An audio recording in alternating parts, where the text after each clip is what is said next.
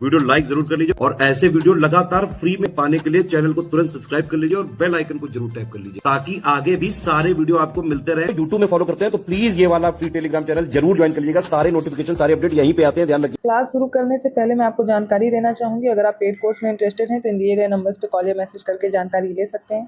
Otherwise UP PCS prelims और इसके साथ साथ आरओ एआरओ एग्जाम के लिए स्टडी फॉर सिविल सर्विसेज का नया कोर्स लॉन्च हो चुका है। आप इसे ज्वाइन कर सकते हैं और बेहतर ढंग से प्रिपरेशन कर सकते हैं।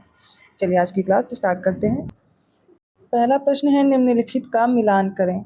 एक तरफ पुरातात्विक स्थल दिए गए हैं, दूसरी तरफ उनकी अवस्थिति दी गई है। पहला है ऑप्शन है कोट दीजी, जो कि जो पुरातात्विक स्थल है उसमें पहला ऑप्शन है। सेकंड है रंगपुर, थर्ड है रोपड़ और फोर्थ है लोथल। इनकी अवस्थिति दी गई, पहला सिंध प्रांत का खैरपुर स्थान, सेकंड है गुजरात का काठियावाड़ जिला, थर्ड है गुजरात का अहमदाबाद जिला और फोर्थ है पंजाब का रोपड़ जिला। इनमें से कौन से कथन हैं जो सही दिए गए हैं और आपस में मैच्ड हैं? तो इसमें से कोट देख करके सही उत्तर का चयन कीजिए और इसका राइट आंसर होगा ऑप्शन बी। कोट दीजी सिंध प्रांत का खैरपुर स्थान है जहाँ पर इसकी अवस्थिति है। रंगपुर गुजरात का काठियावाड़ जिला है, वहाँ पर है। रोपड़ पंजाब के रोपड़ जिले में है और लोथल गुजरात का अहमदाबाद जिला है, वहाँ पर स्थित है। यहाँ पर ऑप्शन बी करेक्ट है। सेकंड क्वेश्चन है, निम्नलिखित में से गलत विकल्प चुनें। सारे विकल्प देखिए। पहला है, ब्रिटिश ईस्ट इंडिया कंपनी तथा सिख साम्राज्य के बीच मुदगी की लड़ाई वर्ष 1845 ईस्वी में लड़ी गई थी। Option B, British East India company तथा सिख साम्राज्य के बीच अलीवाल की लड़ाई वर्ष 1846 में लड़ी गई थी। सी है, ब्रिटिश ईस्ट इंडिया कंपनी तथा सिख साम्राज्य के बीच सोगराय की लड़ाई वर्ष 1845 ईस्वी में लड़ी गई थी। Option D, British East India company तथा सिख साम्राज्य के बीच रामनगर की लड़ाई वर्ष 1848 में लड़ी गई थी। इसका करेक्ट आंसर होगा ऑप्शन सी। ये गलत दिया गया है। ब्रिटिश ईस्ट इंडिया कंपनी और सिख साम्राज्य के बीच जो सोगराय की लड़ाई हुई थी वो 1846 में हुई थी, ना कि 1845 में। बाकी सारे ऑप्शंस करेक्ट हैं। थर्ड क्वेश्चन है, निम्नलिखित में से सही विकल्प चुनें। और पहला स्टेटमेंट है, भारत पर सिकंदर का आक्रमण हुआ था 327 से 326 ईसा पूर्व। सेकंड है, कलिंग की विजय हुई थी 261 ईसा पूर्व। थर्ड है, चंद्रगुप्त मौर्य का राजा बनना, ये 321 ईसा पूर्व लगभग की बात है। और गौतम बुद्ध का जन्म हुआ 536 ईसा पूर्व। नीचे दिए गए कूट का प्रयोग करके सही उत्तर का चयन करना है। इसका राइट आंसर हो जाएगा ऑप्शन सी। पहला, दूसरा, तीसरा कथन सही है, जबकि गौतम बुद्ध का जन्म हुआ था 563 ईसा पूर्व, ठीक है, ना कि 536। फोर्थ क्वेश्चन है, बताना है निम्नलिखित को क्रोनोलॉजिकल ऑर्डर में लगा करके। पहला है पुलकेशिन द्वितीय का शासनकाल, सेकंड है वत्सराज का शासनकाल, थर्ड है मिहिर भोज प्रथम का शासनकाल, फोर्थ है महेंद्रपाल प्रथम का शासनकाल। नीचे दिए गए कोड का उपयोग करके सही उत्तर का चयन करना है। इसका राइट आंसर होगा ऑप्शन डी 1, 2, 3, 4, क्योंकि पुलकेशिन द्वितीय का शासनकाल था 609 to 642 ईस्वी के आसपास और वत्सराज का शासनकाल था 775 to 800 AD। मिहिर भोज प्रथम का शासनकाल था 836 to 885 AD तक। इसके अलावा महेंद्रपाल प्रथम का शासनकाल था 885 AD to 910 AD। इस प्रकार ऑप्शन हो जाएगा 1, 2, 3, 4। फिफ्थ क्वेश्चन है, निम्नलिखित में से सही विकल्प चुनें। पहला है, विक्रम संवत का आरंभ 78 ईस्वी में हुआ। सेकंड है, शक संवत का आरंभ 57 ईसा पूर्व हुआ। थर्ड है, गुप्त शासन का आरंभ लगभग 320 ईसा है। और फोर्थ है, मौर्य साम्राज्य का अंत लगभग 150 ईसा पूर्व हुआ। कौन से कथन है जो इसमें से सही दिए गए हैं? इसका राइट आंसर होगा ऑप्शन बी। केवल तीसरा और चौथा कथन सही है। पहले और दूसरे जो पेयर हैं वो इनकरेक्ट हैं, क्योंकि विक्रम संवत का आरंभ हुआ था 57 ईसा पूर्व और शक संवत का जो आरंभ हुआ था वो हुआ था 78 ईस्वी में। सिक्स्थ क्वेश्चन है, निम्नलिखित को काल क्रमानुसार व्यवस्थित करें। पहला है तालीकोटा का युद्ध, सेकंड है चौसा का युद्ध, थर्ड है सेमल का युद्ध, फोर्थ है बिलग्राम का युद्ध। नीचे दिए गए कोड का उपयोग करके सही उत्तर का चयन करना है। इसका करेक्ट आंसर हो जाएगा ऑप्शन ए 2, 4, 3, 1। कैसे? तो सबसे पहले देखिए, तालीकोटा का युद्ध हुआ 1565 ईस्वी में। दक्कन सल्तनत और इसमें विजयनगर साम्राज्य था, तो इसमें दक्कन सल्तनत क्या होती, विजयी हो जाती है। फिर चौसा का युद्ध ये हुआ था 1539 ईस्वी में। इसमें शेरशाह और हुमायूं के बीच हुआ था, तो शेरशाह विजयी था। कन्नौज या फिर बिलग्राम का युद्ध इसे बोलते हैं, जो फोर्थ वाला है, ये हुआ था 1540 ईस्वी में। इसमें शेरशाह और हुमायूं के बीच होता है, तो इसमें कौन विजयी रहेगा? शेरशाह ही विजयी रहेगा, ठीक है। अब इसके बाद जो अगला युद्ध है सेमल या फिर सम्मेल का युद्ध इसे बोलते हैं, ठीक है। इसमें हुआ था ये 1544 में। इसमें भी शेरशाह विजयी रहा था, लेकिन ये युद्ध हुआ था मालदेव राठौर के साथ। ये हिंदू राजपूत सेना से थे। तो 1544 में। क्या करेक्ट आंसर होगा? ऑप्शन पहला करेक्ट है 2431। 7वां क्वेश्चन है, निम्नलिखित में से सही विकल्प चुनें। पहला कथन है जैन साहित्य को आगम या सिद्धांत कहा जाता है। सेकंड है महावीर स्वामी ने अपने जीवन काल में पावा में एक जैन संघ की स्थापना की थी जिसमें 11 प्रमुख अनुयायी थे। थर्ड है महावीर की मृत्यु के बाद सुधर्मन उस जैन संघ के प्रथम अध्यक्ष बने थे। फोर्थ है जैन धर्म के 12 अंग द्वितीय जैन सभा के दौरान संकलित किए गए थे। नीचे दिए गए कूट का उपयोग करके सही उत्तर का चयन करना है। इसका राइट आंसर होगा ऑप्शन सी। पहला, दूसरा और तीसरा कथन सही है, चौथा गलत है, क्योंकि जैन धर्म के 12 अंग प्रथम जैन सभा के दौरान संकलित किए गए थे, ना कि द्वितीय। 8वां प्रश्न है, निम्नलिखित में सही विकल्प चुनें। पहले सारे कथन देखिए। पहला, चोल काल में गांवों के कारोबार की देखरेख एक कार्यकारिणी समिति करती थी जिसे वारियम कहा जाता था। सेकंड है, चोल प्रशासन में पाडी कवल का आश्रय गांव की चौकीदारी के शुल्क से माना जाता था। थर्ड है, चोल प्रशासन में एक सामान्य प्रकार की ग्राम सभा हुआ करती थी जिसमें ग्राम और नगर दोनों शामिल होते थे। फोर्थ है, चोल शासक विजयालय द्वारा तंजौर की विजय का उल्लेख थिरुनेंदुगुलम शिलालेख में मिलता है। इनमें से कौन से विकल्प हैं या कौन सा विकल्प होगा जो सही होगा? राइट आंसर है इसका ऑप्शन डी, सारे स्टेटमेंट करेक्ट हैं। 9वां क्वेश्चन है, निम्नलिखित में सही विकल्प चुनें। पहला कथन है सातवाहन शासकों को इतिहास में ब्राह्मणों और जैन भिक्षुओं को भूमि का शाही अनुदान देने की प्रथा शुरू करने के लिए जाना जाता है। सेकंड है सातवाहन शासकों ने दक्षिणापथ प्रति की उपाधि धारण की थी। थर्ड स्टेटमेंट है सातवाहन राजवंश के शासकों ने गौतमी पुत्र और वशिष्ठ पुत्र जैसे मात्र शब्दों का इस्तेमाल किया था। फोर्थ है सातवाहन राजवंश का संस्थापक सिमुक था। इनमें से कौन से स्टेटमेंट करेक्ट हैं ये ऑप्शन देख के बताना है। राइट आंसर होगा ऑप्शन सी। दूसरा, तीसरा और चौथा स्टेटमेंट करेक्ट है, पहला इनकरेक्ट है, क्योंकि सातवाहन शासकों का इतिहास इसमें ब्राह्मणों और बौद्ध भिक्षुओं को भूमि का शाही अनुदान देने की प्रथा के शुरू करने के लिए जाना जाता है। यहाँ पर जैन भिक्षु नहीं होंगे। 10वां प्रश्न है, निम्नलिखित में से हर्यंक राजवंश के शासकों का चयन करें। इसमें बिंबिसार, कालाशोक, अजातशत्रु और उदयभद्र हैं। नीचे दिए गए कूट का उपयोग करके सही उत्तर का चयन करना है। इसका राइट आंसर होगा ऑप्शन सी। इसमें हर्यंक होंगे। हर्यंक वंश में आपको सबसे पहले याद रखना बिंबिसार हैं और उसके बाद अजातशत्रु हैं और फिर उदयभद्र हैं। बिंबिसार का जो समय था वो 544 टू 492 BC था। 492 BC, ओके। फिर है इसके बाद समय जो अजातशत्रु का है वो 492 टू 460 BC था। उदयभद्र का जो समय है ये हो जाएगा 460 से 444 ईसा पूर्व, ठीक है, BC जिसे बोलते हैं। तो ये हर्यंक वंश के शासक थे। शिशुनाग राजवंश का जो दूसरा शासक था वो था कालाशोक। इसका समय था 395 टू 377 BC, ठीक है। यहाँ पर राइट आंसर होगा ऑप्शन सी। 11वां प्रश्न है कि इसमें निम्नलिखित में से सही विकल्प चुनना है। पहला कथन है एक पारसी समाज सुधारक बहराम जी एम मालाबारी ने 1885 में एक सामाजिक सुधार और मानवतावादी संगठन के रूप में सेवा सदन की स्थापना की थी। सेकंड है ईश्वर चंद्र विद्यासागर वर्ष 1850 में कलकत्ता में संस्कृत कॉलेज के प्रिंसिपल बने थे। थर्ड है John Elliot drink water Bethune ने 1849 में कलकत्ता में फीमेल स्कूल की स्थापना की थी जिसका नाम 1856 में बेथ्यून स्कूल रखा गया था। ऊपर दिए गए निम्नलिखित में से कौन से या कौन सा कथन सही है? राइट आंसर है ऑप्शन सी। फर्स्ट, सेकंड और थर्ड तीनों स्टेटमेंट करेक्ट हैं। 12वां प्रश्न है, निम्नलिखित में से सही विकल्प चुनें। पहला कथन है वर्ष 1917 में फिरोज शाह मेहता द्वारा बॉम्बे क्रॉनिकल नामक अंग्रेजी भाषा का समाचार पत्र प्रकाशित किया गया था। सेकंड है महात्मा गांधी ने 1932 में आमरण अनशन रैमजे मैकडॉनल्ड की सांप्रदायिक नीतियों के विरोध में किया था। थर्ड है भारतीय स्वतंत्रता विधेयक को 18 जुलाई 1947 को ब्रिटेन में शाही स्वीकृति मिल गई थी। ऊपर दिए गए निम्नलिखित में से कौन से कथन सही है? इसका राइट आंसर होगा ऑप्शन डी। दूसरा और तीसरा कथन सही है। इसमें पहला स्टेटमेंट इनकरेक्ट है क्योंकि बॉम्बे क्रॉनिकल जो फिरोज शाह मेहता द्वारा समाचार पत्र प्रकाशित किया जाता था वो 1913 में किया गया, ठीक है, ना कि 1917। 13वां प्रश्न है, निम्नलिखित में से फिर से सही विकल्प चुनिए। पहला 1773 के रेगुलेटिंग एक्ट की कमियों को दूर करने के लिए ब्रिटिश सरकार 1784 में पिट्स इंडिया एक्ट लेकर आई थी। सेकेंड है डेनमार्क ने भारतीय व्यापार के लिए वर्ष 1620 में तंजौर में अपना केंद्र स्थापित किया था। थर्ड है भारत के governor general Lord William Bentinck ने अपने मुख्य कप्तान विलियम हेनरी स्लीमैन के साथ मिलकर 1829 में ठगी प्रथा को समाप्त कर दिया था। ऊपर दिए गए निम्नलिखित में से कौन से कथन सही है? इसका करेक्ट आंसर होगा ऑप्शन ए, पहला और दूसरा कथन सही है, तीसरा गलत है क्योंकि ये वर्ष गलत दिया गया है। यहाँ पर 1830 होना चाहिए था। ठगी प्रथा समाप्त की गई 1830 में। 14th क्वेश्चन है, निम्नलिखित में से सही विकल्प चुनें। पहला है, पोर्टो नोवो की लड़ाई साल 1781 में मैसूर के हैदर अली और सर आयरकुट के नेतृत्व में ब्रिटिश ईस्ट इंडिया कंपनी के बीच हुई थी।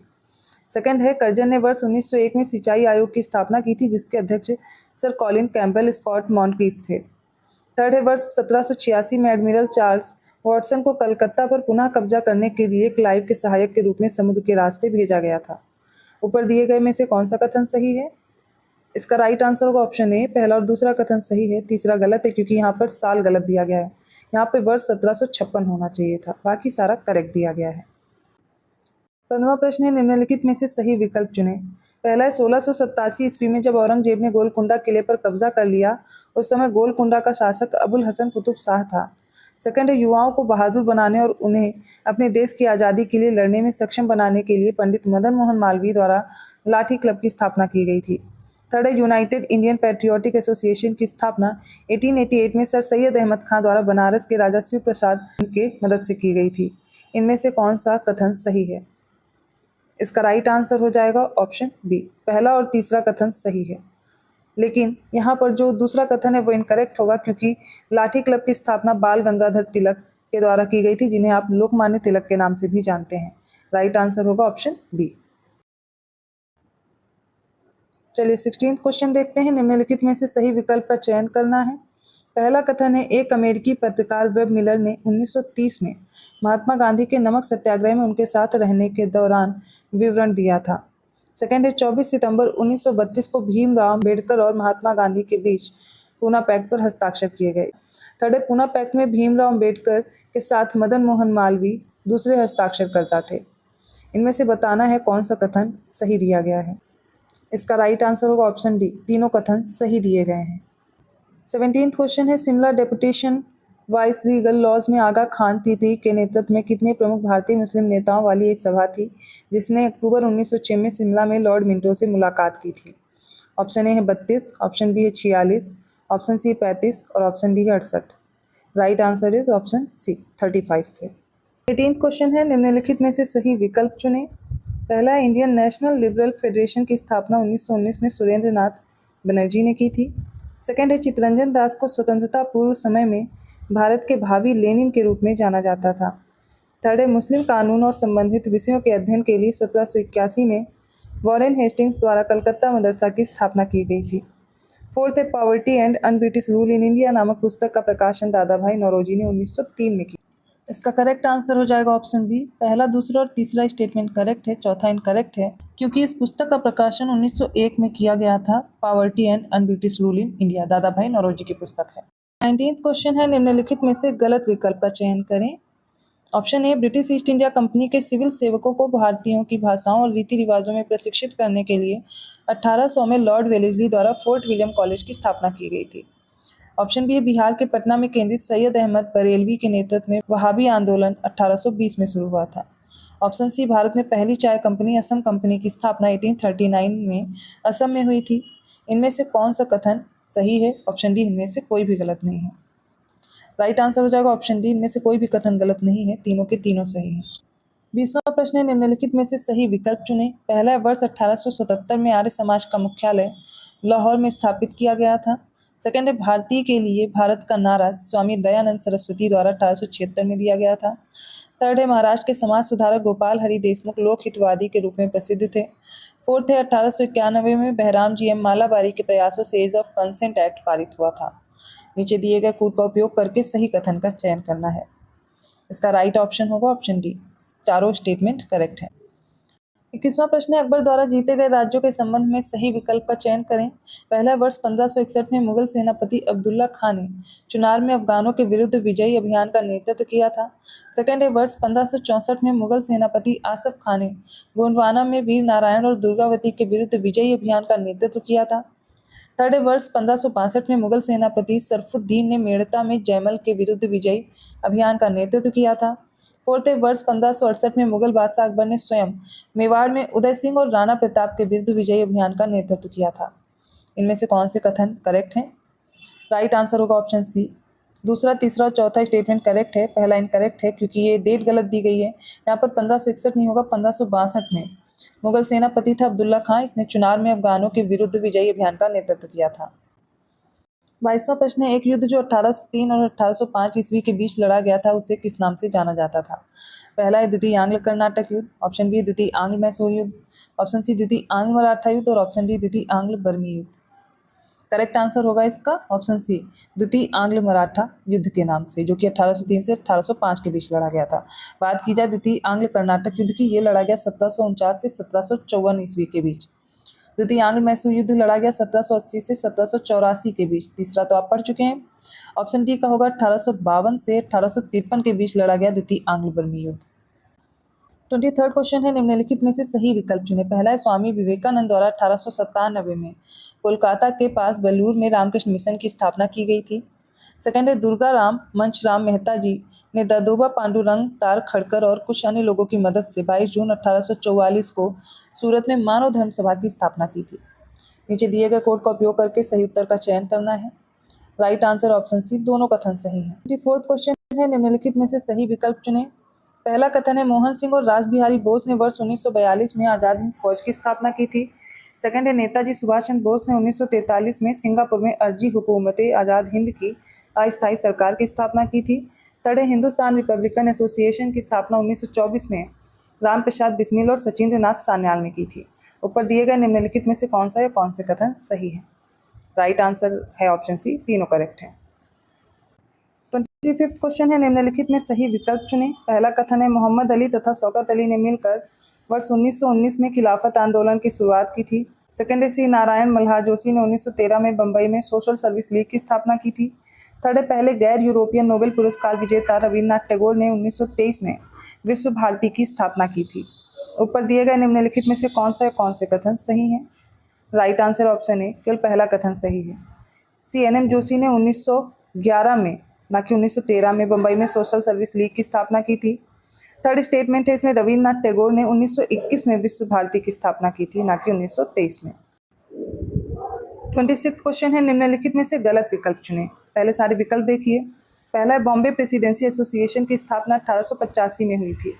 ऑप्शन बी, फिरोज शाह मेहता, काशीनाथ त्रिंबक तेलंग और बदरुद्दीन तैयब जी ने बॉम्बे प्रेसिडेंसी एसोसिएशन की स्थापना की थी। सी है, बॉम्बे प्रेसिडेंसी एसोसिएशन का गठन लॉर्ड लिटन की प्रतिक्रियावादी नीतियों और इल्बर्ट बिल विवाद के कारण किया गया था। ऑप्शन डी है, इनमें से कोई नहीं। राइट आंसर होगा ऑप्शन डी, इनमें से कोई भी कथन गलत नहीं है, सारे सही हैं।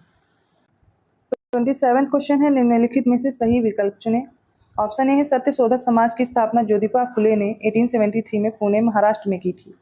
Option B, East Indian association की स्थापना दादा भाई नौरोजी ने 1866 में जर्मनी में की थी। Option C, servants of India society की स्थापना गोपाल कृष्ण गोखले ने 1905 में मद्रास में की थी। ऑप्शन डी है, उपरोक्त सभी। इस प्रश्न का सही उत्तर बताइए और राइट आंसर होगा ऑप्शन ए, सत्य शोधक समाज की स्थापना ज्योतिबा फुले ने 1873 में पुणे महाराष्ट्र में की थी। सेकेंड स्टेटमेंट इनकरेक्ट है क्योंकि ईस्ट इंडियन एसोसिएशन की स्थापना 1866 में दादा भाई नौरोजी ने लंदन में की थी, ना कि जर्मनी में। थर्ड स्टेटमेंट भी इनकरेक्ट है, क्योंकि सर्वेंट्स ऑफ इंडिया सोसाइटी की स्थापना गोपाल कृष्ण गोखले ने की थी। कब? 1905 में। लेकिन की कहाँ? बम्बई में की थी, ना कि मद्रास में। तो यहाँ पर ऑप्शन ए करेक्ट है। 28th क्वेश्चन है, निम्नलिखित में से सही विकल्प चुनें। पहला कथन है, जलियांवाला बाग से संबंधित हंटर कमेटी की रिपोर्ट प्रकाशित 28 मई 1920 को की गई थी।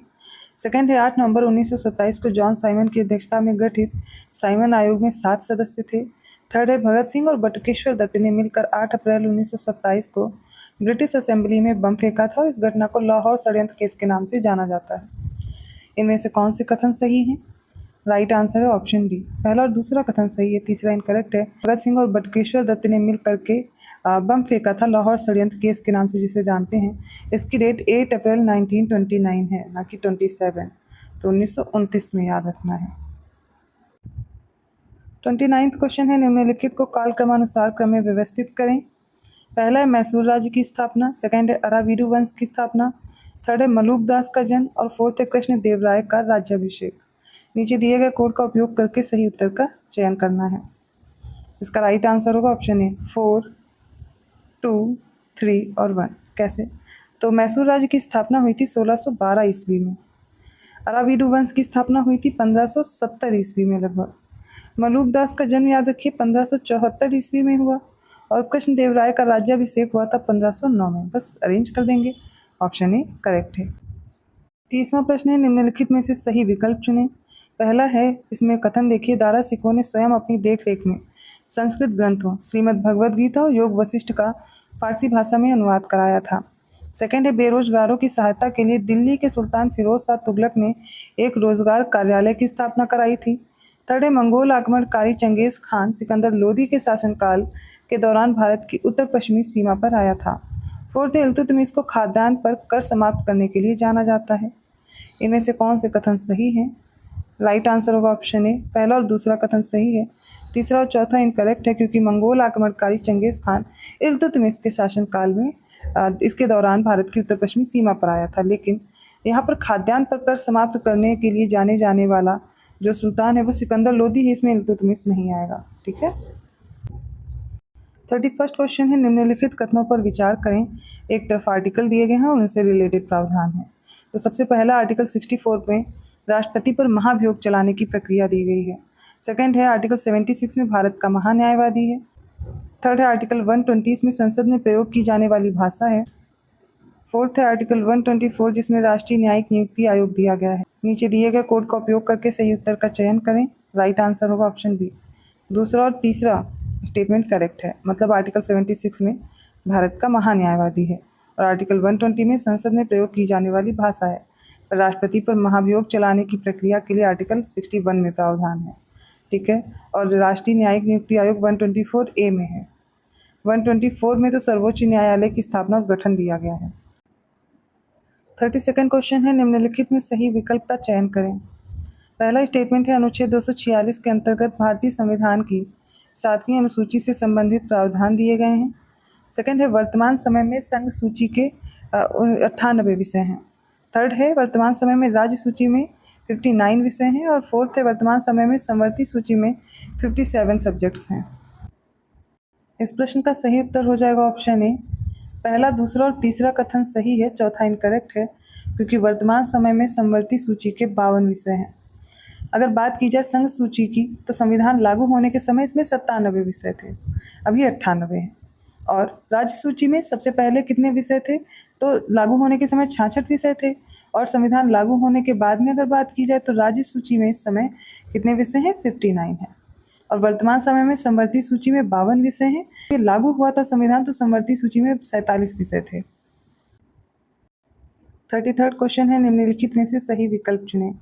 पहला है, 1967 का 21वां संशोधन अधिनियम, इसके द्वारा सिंधी भाषा को भारतीय संविधान की 8वीं अनुसूची में 15वीं भाषा के रूप में शामिल किया गया था। सेकंड है, 1976 के 41वें संशोधन अधिनियम द्वारा राज्य लोक सेवा आयोग और संयुक्त लोक सेवा आयोग के सदस्यों की आयु सीमा 60 से बढ़ाकर 62 कर दी गई थी। नीचे दिए गए कोड का उपयोग करके सही उत्तर का चयन करना है। इसका राइट आंसर हो जाएगा ऑप्शन सी, दोनों स्टेटमेंट करेक्ट हैं। 34th क्वेश्चन है, 1976 के 42वें संशोधन अधिनियम के संबंध में सही विकल्प चुनें। पहला है, आर्टिकल 51A के अंतर्गत भारतीय संविधान के भाग 4 का में 10 मौलिक कर्तव्यों को जोड़ा गया था। सेकंड है, लोकसभा तथा विधानसभा का कार्यकाल 5 वर्ष से बढ़ाकर 6 वर्ष कर दिया गया था। थर्ड है, राज्य सूची से 5 विषयों को समवर्ती सूची में स्थानांतरित कर दिया गया था। ऊपर दिए गए में से निम्नलिखित में से कौन सा कथन सही है? इसका राइट आंसर होगा ऑप्शन सी, तीनों स्टेटमेंट करेक्ट हैं। 35th क्वेश्चन है, निम्नलिखित में से सही विकल्प चुनिए। पहले ऊपर दिए गए कथन देखिए। पहला, संसद के दोनों सदनों की संयुक्त बैठक से संबंधित प्रावधान ऑस्ट्रेलिया के संविधान से लिए गए हैं। सेकंड है, राज्यसभा के सदस्यों के निर्वाचन से संबंधित प्रावधान दक्षिण अफ्रीका के संविधान से लिए गए हैं। थर्ड है, मौलिक अधिकारों से संबंधित प्रावधान कनाडा के संविधान से लिए गए हैं। इनमें से कौन सा कथन सही है? राइट आंसर होगा इसमें ऑप्शन ए, पहला और दूसरा कथन सही है। मौलिक अधिकारों से संबंधित प्रावधान यूएसए से लिए गए हैं, न कि कनाडा से। 36th क्वेश्चन है, वर्ष 1946 में गठित अंतरिम सरकार के संबंध में सही विकल्प का चयन करें। पहला है, सरदार बलदेव सिंह रक्षा विभाग से थे। सेकंड है, आसफ अली, इनको रेलवे और परिवहन विभाग दिया गया। थर्ड है, सी राजगोपालाचारी, ये स्वास्थ्य विभाग के अध्यक्ष थे। फोर्थ है, गजनफर अली खान, इनके हाथ में शिक्षा और कला विभाग आया। तो बताइए कौन सा इसमें स्टेटमेंट या कौन से पेयर्स करेक्ट हैं? राइट आंसर होगा ऑप्शन ए, पहला और दूसरा करेक्ट हो जाएगा। तीसरा चौथा क्यों इनकरेक्ट है? सी राजगोपालाचारी के पास कौन सा था? तो स्वास्थ्य विभाग नहीं था, शिक्षा और कला विभाग था। गजनफर अली खान के पास था स्वास्थ्य विभाग। 37वां क्वेश्चन है, निम्नलिखित राज्यों को उनकी स्थापना के वर्ष के आधार पर कालक्रमानुसार व्यवस्थित करें। पहला है मेघालय, सेकंड है नागालैंड, थर्ड है मिजोरम, फोर्थ है सिक्किम। अब नीचे दिए गए कोड का उपयोग करके सही कथन का चयन करें। सही स्टेटमेंट जो ऑप्शंस बननी चाहिए वो देखना है। इसका राइट आंसर होगा ऑप्शन डी 2143। कैसे? तो सबसे पहले देखिए, मेघालय की स्थापना वर्ष है 1972, नागालैंड का स्थापना वर्ष है 1963, मिजोरम का हो जाएगा 1987, सिक्किम का है 1975। बस अरेंज कर लीजिए, 2143 is the right answer. 38 question है, निम्नलिखित में से कौन से राज्य वर्ष 1948 में गठित गुवाहाटी उच्च न्यायालय के क्षेत्राधिकार के अंतर्गत आते हैं? असम, नागालैंड, मिजोरम और त्रिपुरा में से बताना है। नीचे दिए गए कोड का प्रयोग करके सही उत्तर का चयन करें। इसका राइट आंसर होगा ऑप्शन सी, इसमें असम, नागालैंड और मिजोरम आते हैं। 39वां क्वेश्चन है, निम्नलिखित में से सही विकल्प चुनें। पहला श्री लाल बहादुर शास्त्री राष्ट्रीय संस्कृत विश्वविद्यालय भोपाल एमपी में है। सेकंड है महात्मा गांधी अंतर्राष्ट्रीय हिंदी विश्वविद्यालय वर्धा महाराष्ट्र में है। थर्ड है मौलाना आज़ाद राष्ट्रीय उर्दू विश्वविद्यालय हैदराबाद तेलंगाना में है। और फोर्थ है भारतीय भाषा संस्थान मैसूर कर्नाटक में है। नीचे दिए गए कोड का प्रयोग करके सही उत्तर का चयन करना है। इसका राइट आंसर होगा ऑप्शन बी, दूसरा, तीसरा और चौथा स्टेटमेंट करेक्ट है। पहला इनकरेक्ट है, क्योंकि श्री लाल बहादुर शास्त्री राष्ट्रीय संस्कृत विश्वविद्यालय नई दिल्ली में है, ना कि भोपाल एमपी में है। 40वां प्रश्न है, निम्नलिखित में से सही विकल्प चुनें। पहला स्टेटमेंट है, पंचायत के सदस्य के रूप में चुनाव के लिए न्यूनतम आयु 21 वर्ष है। सेकंड है, नगर पालिका के सदस्य के रूप में चुनाव के लिए न्यूनतम आयु 18 वर्ष है। थर्ड है, विधानसभा के सदस्य के रूप में चुनाव के लिए न्यूनतम आयु 25 वर्ष है। और फोर्थ है, राज्यपाल पद पर चुनाव के लिए न्यूनतम आयु 35 वर्ष है। नीचे दिए गए कोड का उपयोग करके सही उत्तर चुनिए। राइट आंसर होगा ऑप्शन बी, पहला, तीसरा और चौथा स्टेटमेंट करेक्ट है, दूसरा इनकरेक्ट है। ऐसा क्यों है? नगर पालिका के सदस्य के रूप में चुनाव के लिए न्यूनतम आयु है 21 वर्ष। यह आर्टिकल 243(v)(1)(a) में दिया गया है, ठीक है। तो 21 वर्ष होनी चाहिए, बाकी सारे स्टेटमेंट करेक्ट हैं। 41वां क्वेश्चन है, संविधान सभा की समितियों के संदर्भ में सही विकल्प चुनें। पहला है, संघ शक्ति समिति के अध्यक्ष थे जीवत राम भगवान दास कृपलानी। सेकंड है, संघीय संविधान समिति के अध्यक्ष डॉक्टर राजेंद्र प्रसाद थे। थर्ड है, प्रांतीय संविधान समिति के अध्यक्ष सरदार वल्लभ भाई पटेल। फोर्थ है, प्रारूप समिति के अध्यक्ष भीमराव अम्बेडकर जी थे। इनमें से कौन से ऑप्शन है जो करेक्ट है? राइट आंसर हो जाएगा इसका ऑप्शन बी, तीसरा और चौथा करेक्ट है। पहला और दूसरा इनकरेक्ट है, क्योंकि संघ शक्ति समिति के अध्यक्ष थे जवाहरलाल नेहरू और संघीय संविधान समिति के भी अध्यक्ष थे जवाहरलाल नेहरू। 42वां क्वेश्चन है, 29 अगस्त 1947 को गठित संविधान सभा की प्रारूप समिति में निम्नलिखित में से कौन सदस्य थे? पहला डॉक्टर भीमराव अम्बेडकर, सेकंड है एन गोपाल स्वामी अयंगर, थर्ड है अल्लादी कृष्णा स्वामी अय्यर, फोर्थ है जीबी मावलंकर। इसका राइट आंसर होगा ऑप्शन बी, इसमें पहला, दूसरा और तीसरा करेक्ट होगा। मतलब बी आर अम्बेडकर थे, एन गोपाल स्वामी अयंगर थे, अल्लादी कृष्णा स्वामी अय्यर थे, इसमें डॉक्टर के एम मुंशी, सैयद मोहम्मद सादुल्ला भी थे, एन माधव राव थे, इन्होंने बी एल मित्र की जगह ली थी, जो कि स्वास्थ्य कारणों से त्यागपत्र दे दिए थे। और इसके अलावा टी कृष्णाचारी भी थे, जिन्होंने डीपी खेतान की जगह ली थी। 1948 में उनकी मृत्यु हो गई थी। तो ये सारे प्रारूप समिति के सदस्य थे, जिसके अध्यक्ष कौन थे? डॉक्टर भीमराव अम्बेडकर। इसमें कुल 7 सदस्य थे। 43वां क्वेश्चन है, निम्नलिखित में से सही विकल्प चुनें। पहला, प्रसिद्ध न्यायविद और संविधान विशेषज्ञ एन ए पालकीवाला ने प्रस्तावना को संविधान का पहचान पत्र कहा है। सेकंड है, संविधान सभा की प्रारूप समिति के सदस्य के एम मुंशी के अनुसार प्रस्तावना हमारे संप्रभु लोकतांत्रिक गणराज्य की कुंडली है। थर्ड है, आयरिश संसद को संसदों की जननी कहा जाता है। फोर्थ है, संवैधानिक सरकार में सरकार की शक्ति का स्रोत राष्ट्रपति होता है। नीचे दिए गए कोड का उपयोग करके सही उत्तर चयन कीजिए। इसका राइट आंसर होगा ऑप्शन ए, पहला और दूसरा कथन सही है, तीसरा और चौथा गलत है, क्योंकि ब्रिटिश संसद को संसदों की जननी कहते हैं और संवैधानिक सरकार में सरकार की शक्ति का स्रोत संविधान होता है। 44वां प्रश्न है, सही विकल्प चुनिए। सारे पहले कथन देखिए। पहला, भारतीय संविधान के भाग 4 को भारत का मैग्ना कार्टा कहा जाता है। सेकंड है, W.H. मॉरिस जोन्स ने भारतीय संविधान को सौदेबाजी का संघवाद कहा है। थर्ड है, आइवर जेनिंग्स ने भारत की संसदीय प्रणाली को कैबिनेट प्रणाली की संज्ञा दी थी। इसका राइट आंसर होगा ऑप्शन बी, केवल दूसरा और तीसरा कथन सही है, पहला गलत है, क्योंकि भारतीय संविधान के भाग 3 जो कि मौलिक अधिकार है, इसको भारत का मैग्ना कार्टा कहा जाता है। 45वां क्वेश्चन है, निम्नलिखित में सही विकल्प चुनें। पहला है 1773 के रेगुलेटिंग एक्ट की कमियों को दूर करने के लिए ब्रिटिश संसद ने 1781 का संशोधन अधिनियम पारित किया, जिसे सेटलमेंट एक्ट या फिर बंदोबस्त कानून के नाम से भी जाना जाता है। सेकंड है 1793 के रेगुलेटिंग एक्ट के द्वारा पहली बार ब्रिटिश संसद ने ईस्ट इंडिया कंपनी के प्रशासन में हस्तक्षेप किया था। नीचे दिए गए कोड के अनुसार बताइए कौन सा कथन सही है। राइट आंसर है ऑप्शन ए, केवल पहला कथन सही है, दूसरा गलत है, क्योंकि यहाँ पर 1773 होना चाहिए था। 1773 का रेगुलेटिंग एक्ट था, जिसके द्वारा पहली बार ब्रिटिश संसद ने ईस्ट इंडिया कंपनी के प्रशासन में हस्तक्षेप किया था। 46 क्वेश्चन है, निम्नलिखित में से सही विकल्प का चयन करें। पहला है वर्ष 1858 में सिपाही विद्रोह के परिणाम स्वरूप ब्रिटिश क्राउन ने भारत के शासन की जिम्मेदारी सीधे अपने हाथों में ले ली थी।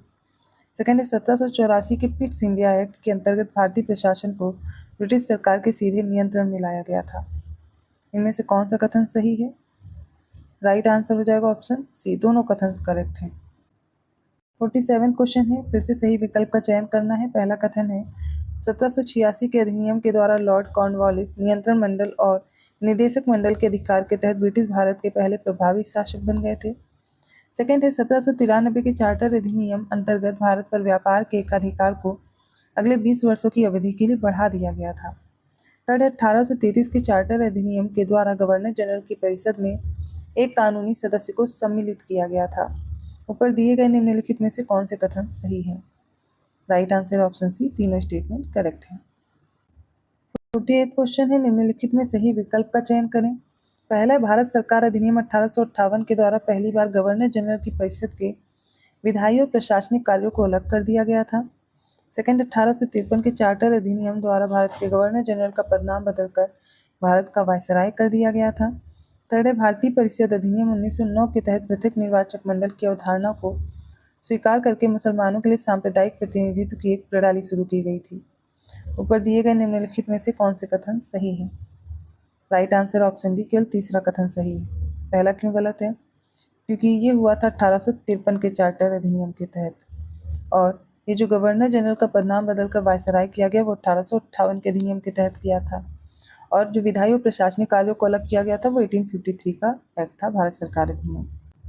49वां क्वेश्चन है, फिर से सही विकल्प का चयन करें। पहले सारे कथन देखिए। पहला है मौलिक अधिकारों को केवल अनुच्छेद 358 और 359 के प्रावधानों के तहत आपातकाल की स्थिति में निलंबित किया जा सकता है। सेकंड है भारतीय संसद द्वारा अधिनियमित नागरिक अधिकार संरक्षण अधिनियम 1955 के तहत भारतीय समाज में अस्पृश्यता को दंडनीय अपराध घोषित किया गया है। थर्ड है अनुच्छेद 20 और अनुच्छेद 21 को छोड़कर राष्ट्रपति के पास अनुच्छेद 359 के तहत अन्य मौलिक अधिकारों को निलंबित करने की शक्ति है। अभी जो ऊपर कथन दिए गए हैं, बताइए इनमें से कौन से सही हैं। राइट आंसर ऑप्शन सी, तीनों सही हैं। 50वां प्रश्न है, निम्नलिखित में से सही विकल्प चुनें। पहला कथन देखिए। पहले रेडक्लिफ रेखा चीन और भारत के बीच एक अंतर्राष्ट्रीय सीमा रेखा है। सेकंड है डूरन रेखा पाकिस्तान और अफगानिस्तान के बीच एक अंतर्राष्ट्रीय सीमा रेखा है। थर्ड है मैकमोहन रेखा भारत और पाकिस्तान के बीच एक अंतर्राष्ट्रीय सीमा रेखा है। नीचे दिए गए कोड का उपयोग करके सही उत्तर का चयन करें। इसका right answer option B, Durand रेखा पाकिस्तान और अफगानिस्तान के बीच एक इंटरनेशनल बॉर्डर लाइन है।